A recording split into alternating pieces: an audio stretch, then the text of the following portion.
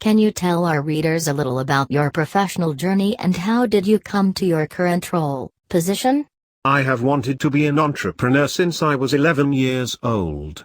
As a teenager, I remember creating new ideas, such as Gargum, and drafting project reports with my brother for newfangled ideas. Many of these ideas were ahead of their time and needed an appropriate environment for market acceptance. But in our frenzy of creation, we would come up with umpteen new ideas, some extremely practical, but a few of them far-fetched for those times. I subsequently joined IIT Chennai and earned a Tech degree. But my thirst for knowledge drove me to get a Inter degree parallelly. After graduation, I worked in an engineering and IT consulting organization for a few years. But my zeal for innovation propelled me to greener pastures. In 1987, I created the first SaaS-based product based on optimization algorithms. Since our family hailed from modest backgrounds, I did not have the wherewithal or support to take this venture to the next level. A few years later, I sold our company to a multinational and got into unrelated areas. From a very young age, I was fascinated by mathematics and physics. Arcane ideas have held my attention for a very long time. I became an editor of a leading science magazine in India, wrote a few books on physics, and delved into the abstruse field of quantum mechanics and IT. A common underlying thread that impelled my journey was innovation and disruptive creation. For example, in the early 90s, I co-created a movement called Electronic Performance Support Systems, now recognized as one of the fast-moving verticals by Gartner. One thing led to another, and I co-founded an IT product company based on a new idea of process science. In the early days, when the world was grappling with the technological challenges of implementing ERPs and IT systems to automate processes across an organization, I knew it was just a matter of time before one would address all the technical issues. However, the more significant problem of human performance, human-machine interaction, would be the more substantial challenge confronting large organizations. As it turned out, these were precisely the problems enterprises have been grappling with in the last decade. Today Epiance, of which I am the CEO, is a technology leader in the task mining, process digitization, and process improvement space.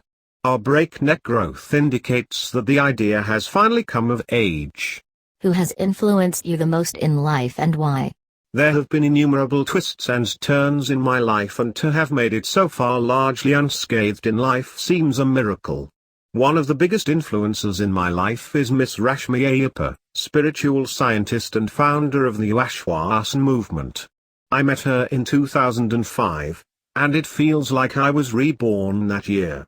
Until then, I was a seeker, inundated with questions and confused by many answers. While getting by in my professional life, I faced fundamental challenges in all aspects of existence: personal, professional, health, etc. Like most human beings, I had numbed myself to the vagaries of life. I was not feeling anything. Nothing touched me. At that time, I mistakenly believed that I had reached that stage of enlightenment that many crave. Little did I know that I was heading for a disaster. 2005 to 2006 was the most trying time of my life, and the guidance provided by Miss Rashmi Ayyappa was instrumental in extricating me from the tar pit. What are the biggest challenges you have faced in your life and how did you overcome them? I went bankrupt 4 times in my life, and each time rose like a phoenix from the ashes. I have encountered all kinds of adversities in life and luckily emerged stronger from these setbacks. One can learn from every misfortune. We may feel down, but we can always pick up the threads and rise. Behind every cloud, there is a silver lining. We can never give up on life. We must be perpetual students, learning from all situations, good or bad. This perspective has helped me immensely in navigating life with grace. What lessons you have learned from your professional career?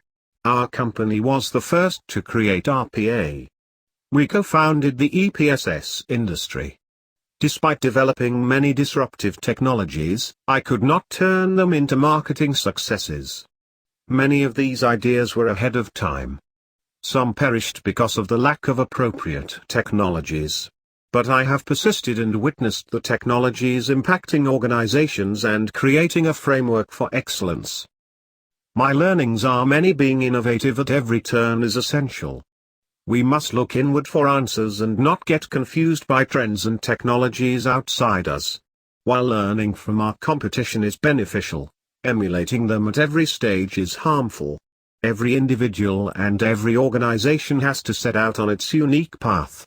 What works for one will not work for somebody else. If one gets uprooted by every hype, ups and down in the environment, and keeps changing our direction, we will be like the wind meandering from one place to another without any true purpose or significance. Staying strong, believing in oneself, trusting in the environment and people around you, and inculcating a spirit of compassion combined with excellence are the key ingredients to success. We are all lone warriors, and it is time that we learn to fight the battle in our unique ways. What do you see as the biggest challenge for brands in the digital space? The biggest challenge for brands in the digital space continues to be customer loyalty. Customers have many options and will exercise the options if the brand does not meet their requirements in a superlative manner. Therefore, delighting your customer has to be a core value of the organization. If your customer is not using your product or service how it was designed or is not deriving value from your offerings, it should touch your inner chord. This obsession with the customer to give the best that you have and make them successful will make your organization and brand stand out amongst the din. How your product, solution can help to resolve the pain points of your customers. Automation and IT are the bulwarks of most organizations today. Enterprise applications automate over 80% of all operations. The end-to-end processing of these applications is the key to greater efficiency and productivity. An organization that can execute a process faster, with higher quality and lower handling time, will succeed in the market. Epiance products and solutions enable organizations to leverage their existing investment in IT and increase their return on investment. Do you have any advice for those who want to become a chief executive officer? The job of a CEO is probably the toughest. It is challenging to stay relevant against the rising tide of competition and changing market conditions. To foresee these changes and prepare the organization for a challenging ride ahead is even harder. There are different CEOs, and I do not believe in advising others. I should be the change that I want to see. What works best for me is to be humble and never get carried away by my successes.